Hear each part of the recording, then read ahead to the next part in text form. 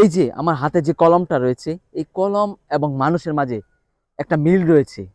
আমি যদি বলতে যাই, এই কলমটা কিন্তু এখান থেকে শুরু হয়ে এখানে কিন্তু শেষ। এই মাঝে যে জায়গাটার যে কালিটা রয়েছে, এটা কিন্তু আমাদের ইচ্ছা অনুযায়ী আমরা বিভিন্ন কাজে ব্যবহার করতে পারবো। যেমন কোনো লেখা অথবা কোনো রং পেন্সিলের কাজও কিন্তু আমরা এই কলম দিয়ে করতে পারবো। ঠিক তেমনি এই কলম এবং মানুষের যে মিলটা, মানুষেরও কিন্তু একটা গড়াইও আছে। এই গড়াইয়ের শুরু থেকে শেষ পর্যন্ত মানুষ কিন্তু তার ইচ্ছা অনুযায়ী সব ধরনের কাজ করতে পারে, কি তার ইচ্ছা মতো চলতে পারে। কিন্তু এই চলার মাঝে কিন্তু একটা জিনিস লক্ষ্য করতে হবে, কি তার খেয়াল রাখতে হবে।